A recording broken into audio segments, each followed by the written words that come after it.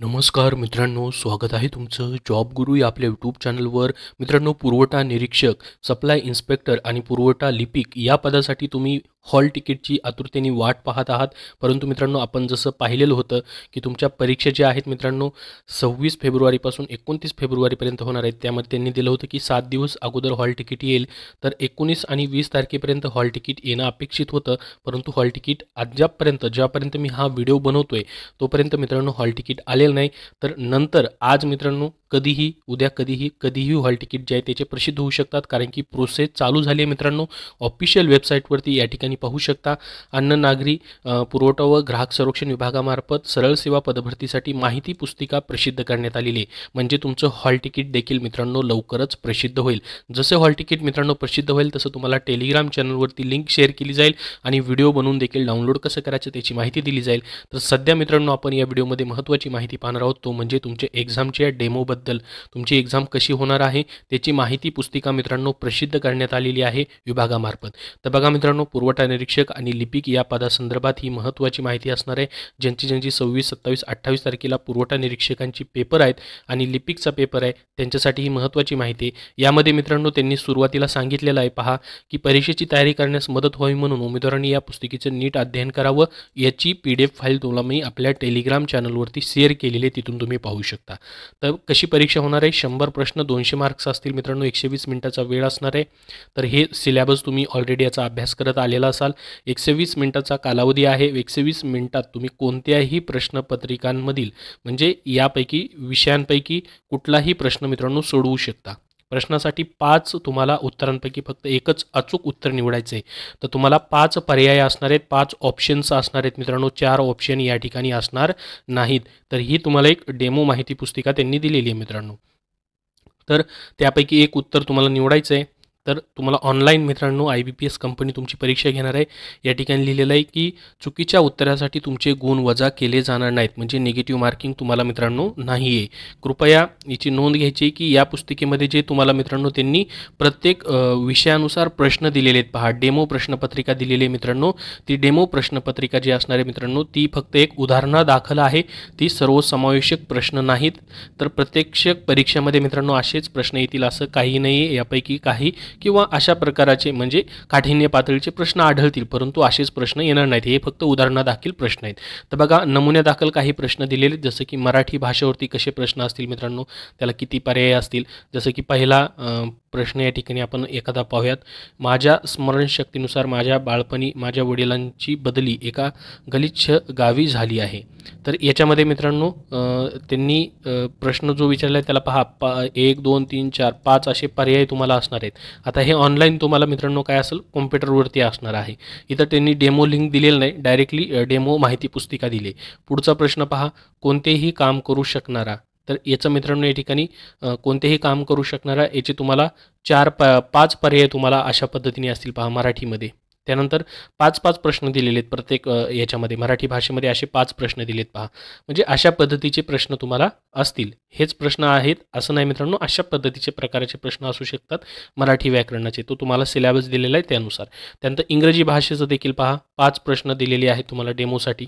5 याला देखील ऑप्शन असतील. सामान्य ज्ञानसाठी पहा 5 प्रश्न दिलेले आहेत. जसं की पहिला प्रश्न पहा, कोणत्या देशाने क्रिकेट विश्वचषक 2007 जिंकला.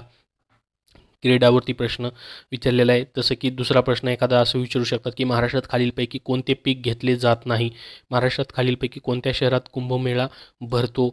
त्यानंतर अवैध पैशाविरुद्ध लढाईमध्ये खालीलपैकी कोणत्या वित्तीय संस्थेने आपल्या ग्राहकांना जाना नो युरो कस्टमर योजनेची सुरुवात केली. खालीलपैकी कोणत्या राज्याची सीमारेषा महाराष्ट्र राज्याच्या सीमेरेषी लागू नाही. 5 तुम्हाला पर्याय या ठिकाणी असे असतील. त्यानंतर बुद्धिमत्ता चाचणी आणि अंकी क्षमता म्हणजे गणित याच्याबद्दल देखील प्रश्न तुम्हाला असतील पहा. 5 याच्यामध्ये जवळपास 6 प्रश्न त्यांनी दिलेले आहेत मित्रांनो. याच्यामध्ये देखील अंकगणिताचे वेगळे, बुद्धिमत्ताचे वेगळे अशा पद्धतीने दिलेलं आहे. याच्यामध्ये टेबलवरती देखील दिलं आहे पहा, टेबल देखील दिलेलं आहे बुद्धिमत्तेचा. तर ही तुम्हाला डेमो प्रश्न असणार आहेत. याची लिंक तुम्हाला टेलिग्राम चॅनलवरती दिलेली आहे. आता ऑनलाईन परीक्षा वेळेस तुम्हाला मित्रांनो काय काय या ठिकाणी घेऊन जायचं आहे ते देखील दिले पहा. आणि काय स्वरूप असणार आहे परीक्षेचं, तर मराठी इंग्रजी दोन्ही भाषेमध्ये प्रश्न असतील. इंग्रजीचे फक्त इंग्रजीमधून प्रश्न असतील मित्रांनो. ज्यावेळेस मित्रांनो तुम्ही या ठिकाणी परीक्षा सोडवाल त्यावेळेस तुम्हाला घड्याळ न्यायची गरज नाही सोबत, कारण की तुम्हाला तिथंच तुमच्या कॉम्प्युटरवरती सर्व्हरमध्येच मित्रांनो घड्याळ एका बाजूला टायमर जो आहे तो परीक्षेचा चालू राहील. तिथं किती मिनिटं राहिली ते दाखवेल तुम्हाला आणि बराबर तो टाईम संपला 120 मिनिटाचा की आपोआप तुम्हाला परीक्षा तुमची काय होणार आहे, बंद होणार आहे. तुम्हाला सबमिट करायची गरज नसते मित्रांनो. तुम्ही म्हणाल की माझा टाईम संपला आणि मी पेपर सबमिट केला नाही तर माझा पेपर सबमिट होईल की नाही, तर सबमिट आपोआप होतो. तुम्हाला सबमिट बटनावरती क्लिक करायची गरज नसते मित्रांनो. ठीक आहे. स्क्रीनमध्ये तुम्हाला मित्रांनो उजव्या बाजूला अशा पद्धतीने हे कलरफुल या ठिकाणी पट्ट्या दाखवलेल्या असतात पहा. जसं की व्हाईटमध्ये असेल तर तुम्ही त्या प्रश्न अजून सोडवलेला नाही, तुम्ही या प्रश्नाचे उत्तर दर्शवलेलं नाही रेडमध्ये. ग्रीनमध्ये असेल तर तुम्ही या प्रश्नाचं उत्तर दर्शवलेलं असेल असा त्याचा अर्थ होतो. आणि या ठिकाणी निळ्या कलरमध्ये असेल असं फक्त तर तुम्ही ह्या प्रश्नाचे उत्तर दर्शवलेलं नाही, परंतु हा प्रश्न तुम्ही पडताळणीसाठी खून केला आहे. पडताळणीसाठी म्हणजे खून केला आहे म्हणजे मित्रांनो फक्त या ठिकाणी तुम्हाला त्या प्रश्नावरती पुन्हा काय करायचं आहे, विचार करायचा आहे. तो प्रश्न पुन्हा तुम्हाला विचार करून सोडवायचा आहे, त्यासाठी खून केलेली आहे असं त्याचा अर्थ होतो. तुम्ही फक्त खून करून सोडाल आणि पडताळणीसाठी म्हणजे ते IBPSकडे पडताळणीसाठी ठेवायचा असा अर्थ होत नाही. मग तुमचे ते प्रश्न जो आहे तुम्ही जर त्याला मार्क ऑप्शनला खून नाही केली, इथं पहा शेवटी 5 नंबरला आहे पहा, तुम्ही ह्या प्रश्नाचे उत्तर दर्शवलेले आहे परंतु पडताळणीसाठी त्यावर खून केली आहे. ठीक आहे, उत्तर दर्शवलं आहे पण पडताळणीसाठी खून करा, म्हणजे तुमचा प्रश्न जर तुम्ही तो परत पाहिला नाही तर तो तुमचा ग्राह्य धरला जाईल. इथे लिहिलं आहे पडताळण्यासाठी खून केल्याची स्थिती निव्वळ याचे स्मरण देते की तुम्ही हा प्रश्न पुन्हा पाहण्याचे ठरवले आहे. जर पडताळणीसाठी खून केलेल्या प्रश्नाचे उत्तर दर्शवलेले असेल तर अंतिम मूल्यांकनामध्ये ते उत्तर ग्राह्य धरले जाईल मित्रांनो. तर पूर्ण प्रश्न तुम्हाला सोडवायचे, निगेटिव्ह मार्किंग नाही आहे मित्रांनो. त्याच्यानंतर पहा तुमचे उत्तर सुरक्षित करण्यासाठी तुम्हाला सेव्ह आणि नेक्स्ट क्लिक करायचंच आहे मित्रांनो. ठीक आहे. निवडलेले उत्तर रद्द करण्यासाठी निवडलेले पर्यायावर पुन्हा क्लिक करा. जर तुम्हाला एखाद्या ऑप्शनचं तुम्ही सिलेक्ट केलेलं आहे आणि तो ऑप्शन तुम्हाला बदलायचा आहे तर तुम्ही क्लिअर रिस्पॉन्सवरती क्लिक करून पुन्हा ऑप्शन सिलेक्ट करू शकतात. त्याच्यानंतर तुम्हाला परीक्षेला जाताना मित्रांनो या ठिकाणी महत्त्वाचं आहे ते म्हणजे तुमचं हॉल तिकीट तर न्यायचंच आहे, परंतु त्याच्यावरती जो फोटो आहे तो फोटो देखील चिटकवायचा आहे. आणि सध्या मित्रांनो मूळ स्वरूपातील फोटो ओळखपत्र म्हणजे ओरिजिनल फोटो ओळखपत्र जसं की पॅन कार्ड असेल, वाहन चालक परवाना असेल किंवा मतदान कार्ड असेल हे तुम्हाला घेऊन जायचं. याच्यामध्ये रेशन कार्ड चालत नाही आणि लर्निंग लायसन चालत नाही मित्रांनो. ठीक आहे. तर जसं की पॅन कार्ड असेल, पारपत्र, वाहन चालक परवाना, फोटोसहित मतदानपत्र असेल किंवा आधार कार्ड वगैरे असेल ते तुम्ही घेऊन जाऊ शकता मित्रांनो. आणि इथं लिहिलं आहे उमेदवारांनी प्रत्येक सत्रात प्रवेशपत्रासोबत फोटो ओळखपत्राची छायांकित म्हणजे झेरॉक्स प्रत स्टेपल करून पर्यवेक्षकाकडे जमा करावी लागेल असं देखील इथं लिहिलेलं आहे. तर ही सर्व सूचना मित्रांनो तुम्ही पुन्हा एकदा व्यवस्थित वाचू शकता. याची लिंक मी तुम्हाला डिस्क्रिप्शन बॉक्समध्ये दिली आणि आपल्या टेलिग्राम चॅनलवरती PDF फाईल शेअर केलेली आहे. स्वतः तुम्ही एखादा बॉल पॉईंट पेन घेऊन जाऊ शकता, कारण की तुम्हाला रफ वर्क करण्यासाठी तिथं पेज दिले जातात. रफ वर्कसाठी तुम्हाला गणित सोडवण्यासाठी किंवा बुद्धिमत्तेचे प्रश्न सोडवण्यासाठी वगैरे काही रफ वर्क त्याच्यावरती तुम्ही करू शकतात जे परीक्षा संदर्भात आहे ते. तर अशा पद्धतीची माहिती पुस्तके आलेली आहे.